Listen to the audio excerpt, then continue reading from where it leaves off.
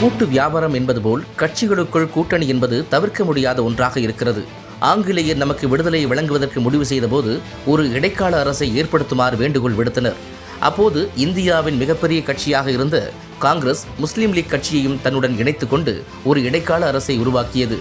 அப்படி பார்த்தோம் என்றால் இந்தியாவில் அப்போதே ஒரு கூட்டணி அரசியல் தொடங்கிவிட்டது என்றுதான் சொல்ல வேண்டும்.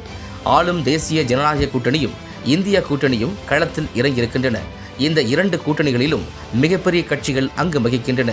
இந்த கூட்டணி நடைமுறை என்பது இந்தியாவின் மட்டுமின்றி காலம் காலமாக உலக அளவிலும் கோலோச்சி இருக்கிறது. உலகத்திற்கே ஜனநாயக அமைப்பு முறையை கற்றுக் கொடுத்த இங்கிலாந்து நாட்டு கன்சர்வேட்டிவ் கட்சி தொடங்கி பல மேலை நாடுகளில் கூட்டணி ஆட்சிகள் தான் நடந்து வருகின்றன. இந்த இடத்தில் கூட்டணி ஆட்சி மற்றும் கூட்டணி அரசு எனும் வேறுபாட்டை நாம் பார்க்க வேண்டும்.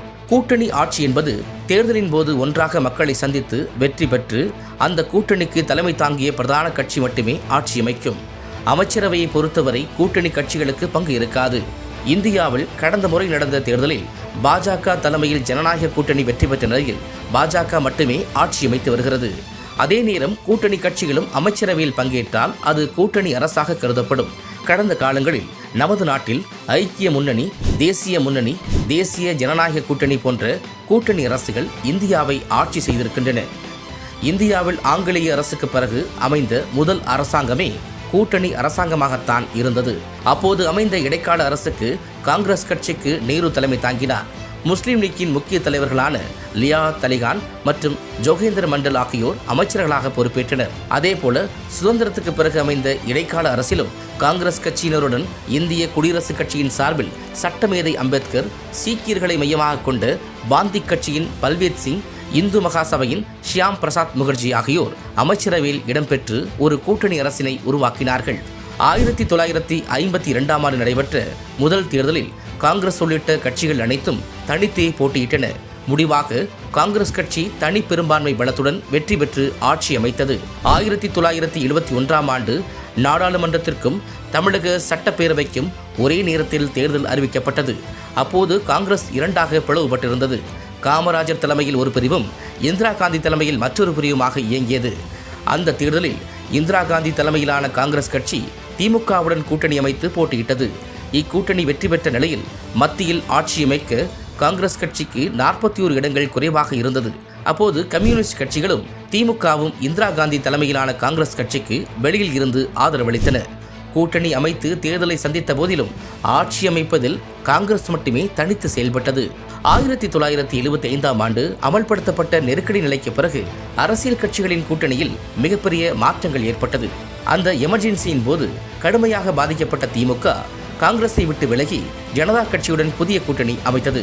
இதனால் இந்திரா காந்தி தமிழகத்தில் எம்ஜிஆர் தலைமையிலான அதிமுகவுடன் கூட்டணி அமைத்து தேர்தலை சந்தித்தார். இந்த கூட்டணியில் கம்யூனிஸ்ட் கட்சிகளும் இடம்பெற்றிருந்தன. 1989ஆம் ஆண்டு நடந்த பொது தேர்தலில் காங்கிரஸ் மற்றும் ஜனதா கட்சிக்கு மாற்றாக மூன்றாவது அணி ஒன்று உருவானது. அது தேசிய முன்னணி என்று அழைக்கப்பட்டது. இந்த தேர்தலில் தேசிய முன்னணி கூட்டணி அதிக இடங்களில் வென்ற போதிலும் ஆட்சி அமைக்க பெரும்பான்மை கிடைக்கவில்லை. இதனால் வெளியில் இருந்து பாஜக ஆதரவளித்தது. மேலும் தங்களின் இந்துத்துவா கொள்கையை VP சிங் மூலம் அமல்படுத்தவும் முனைந்தது.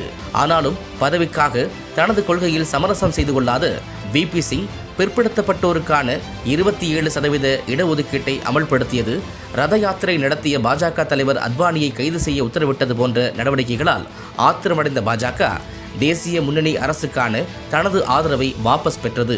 இதனால் ஆட்சி அமைத்த 11 மாதங்களிலேயே VP சிங் அரசு கவிழ்ந்தது. ஒரு கூட்டணி அரசு தனக்கான பாதையில் பயணிக்க முடியாது என்பதற்கு இது ஒரு உதாரணமாக அமைந்தது. இதேபோல் கடந்த 1999ஆம் ஆண்டு மத்தியில் பாரதிய ஜனதா கட்சி அரசுக்கு ஆதரவளித்த ஜெயலலிதா தமிழகத்தில் திமுக அரசை கலைப்பது மற்றும் தன் மீதான வழக்குகள் தொடர்பான சில கோரிக்கைகளை முன்வைத்த போது அதனை பிரதமர் வாஜ்பாய் நிராகரித்தார்.